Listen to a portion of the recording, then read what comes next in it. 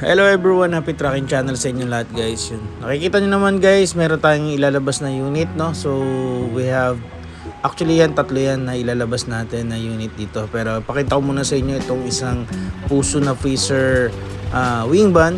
Yan, as you can see, napakaganda. So well prepared na po ang unit dito, yung unit na to guys, no? 6R10 nga po pala ang kanyang engine.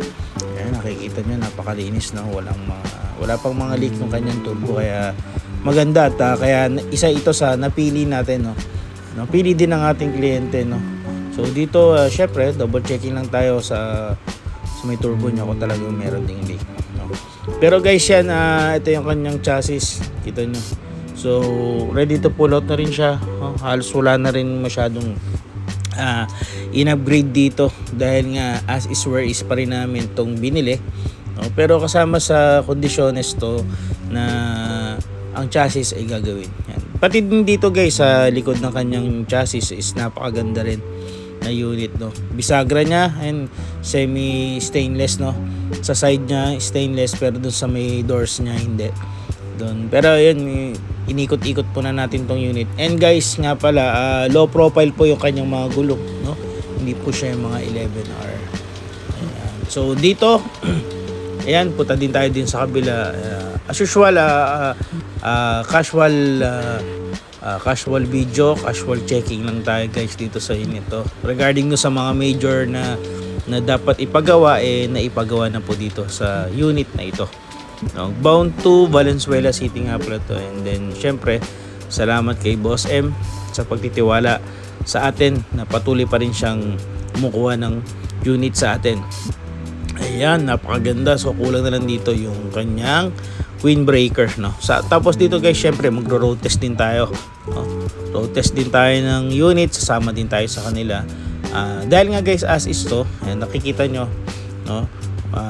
May mga kailangan pa din mga ipagawa, especially kung detailing, pero gumagana naman ang ibang mga dapat paganahin dito sa unit. Manual transmission yan. Tapos dito syempre double check mo din yung lamig ng aircon. Ayan, tamang patakbo lang kami dito guys, no, sa unit na to. So nga pala guys, wala nga palang driver si Boss M. So kailangan nag-hire kami ng driver na po pwedeng mag-attend ng truck, which is na nakahanap din tayo. Magkano lang naman din ng binayad ni Boss M para sa unit na to. So dito sa unit to, maganda naman yung takbo. Wala na siyang tinatawag dito na yung, kasi may mga limiter kasi yung mga unit na galing sa Japan guys. Yan, original from Japan. Lahat po yan naka-limiter, kaya inaakala ng iba is low power, no? Meron po kasing iba na pag ni-remap, tinatanggal din yung limiter. Ang limiter po kasi apektado yan pagdating sa mga RPM, no? Kaya akala nyo low power siya, pero hindi po, naka-limiter po yan. Consider po kasi yan sa Japan na talagang pinalalagyan po dahil nga mahigpit po sila, no? Pagdating sa speed, no? Sa limit, no?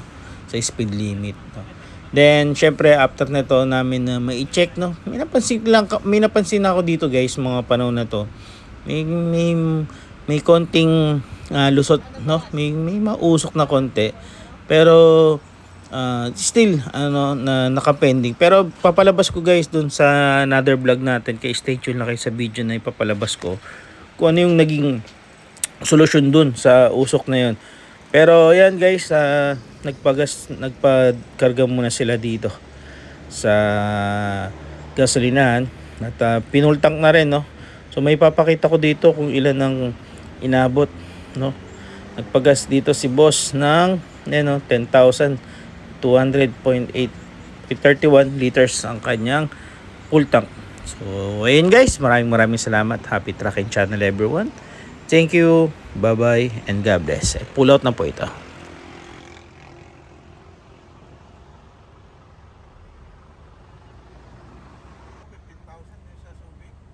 Mahal doon. Mahal doon boss. Mahal doon.